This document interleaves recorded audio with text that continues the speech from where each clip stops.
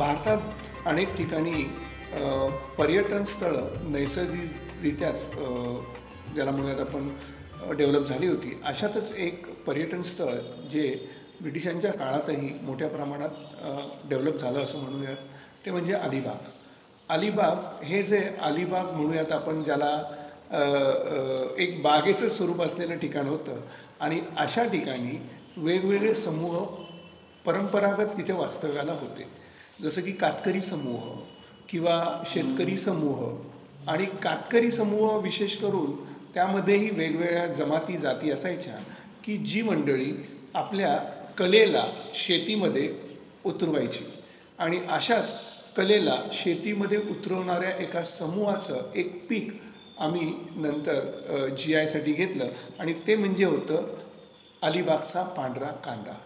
अलिबागचा पांढरा कांदा याला आपल्या तिथल्या त्या वेगळ्या आगळ्या समूहाने आपल्या कलेतनं अजून त्याला वैशिष्ट्यपूर्ण बनवलं होतं.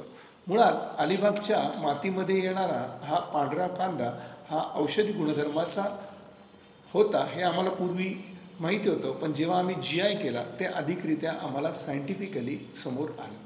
अलिबागचा पांढरा कांदा याचा GI घेताना जसं सांगितलं की समूह आपल्या कलेने त्याला अजून महत्त्व प्राप्त करून देत होता. त्या कलेचा नमुना म्हणजे त्या पांढऱ्या कांद्यासाठी तयार केलेली वेणी.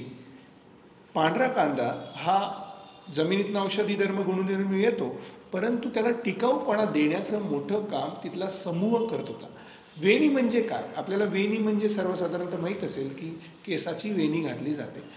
अशाच प्रकारची वेणी तिथला समूह हा परंपरेगत त्या पांढऱ्या कांद्याच्या बाबतीत करत होता.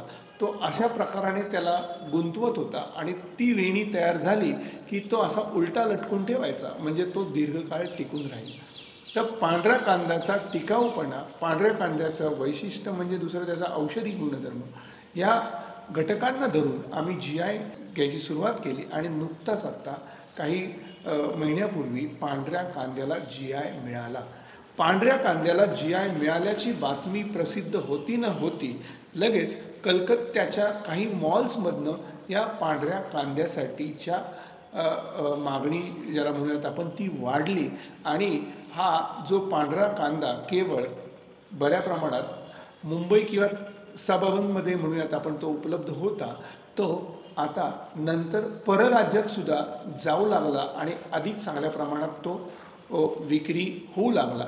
ह्या पांढऱ्या कांद्यासाठी सर्वात अजून एक मोठी चांगली बातमी GIच्या नंतर घडली, म्हणजे त्या भागातनं, त्या कोकणपट्टीच्या त्या भागातनं मुंबईसारख्या ठिकाणी वास्तव्याला गेलेली काही मंडळींनी आपल्या भूभागासाठी, आपल्या ज्याला म्हणूयात जन्मभूमीसाठी काम करावं अशा हिशोबाने तिथल्या पांढऱ्या कांद्यासाठी बाजारपेठ उपलब्ध करून द्यायला सुरुवात केली.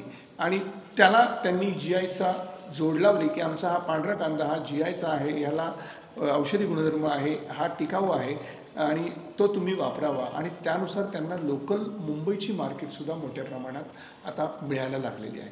काही मंडळींनी या औषधी गुणधर्मांना कायमस्वरूपी कसं टिकवता येईल या दृष्टीने विचार करून त्याला सायंटिफिक बनवूयात आपण, शास्त्रीय घटकाच्या आधारावर त्या पांढऱ्या कांद्याची पावडर तयार करता येईल का, जेणेकरून खाद्यपदार्थ बनवताना ती पावडर डायरेक्ट पदार्थांमध्ये वापर करता येईल. अशा प्रकाराने सुरुवात केली आणि याला विशेष करून दापोली विद्यापीठ आणि त्यातही तिथल्या लोकल जे म्हणूयात संशोधन केंद्र जे होतं, कांदा संशोधन केंद्र, आणि त्यातही एक जितेंद्र कदम नावाचे सायंटिस्ट होते, त्यांनी खूप मोठ्या प्रमाणात सहकार्य उपलब्ध करून दिलं आणि ह्या पांढऱ्या कांद्याला GI मिळाला. पांढरा कांदा त्या अलिबागमधनं बाहेर पडला आणि तो तिथे अनेक उदरनिर्वाहाचं ज्याला म्हणूयात साधन निर्माण करून गेला. आणि आत्ताच नुकताच मिळालेला हा GI जर या कमी प्रमाणामध्ये एवढ्या मोठ्या प्रमाणात जर ज्याला अर्थक्रांती निर्माण करून देऊ शकत असेल, तर तो पुढच्या अजून 8 वर्ष त्याचा जो पिरियड आहे त्याच्यामध्ये कदाचित हा पांढरा कांदा, जो अलिबागचा पांढरा कांदा आहे, तो देशाच्या बाहेर आपलं नक्कीच नावलौकिक कमवेल आणि त्याची जी मुहूर्तमेढ GIच्या माध्यमातून जी क्रांतीची म्हणूयात आपण अलिबागमध्ये झाली होती ती जगभरात पसरेल.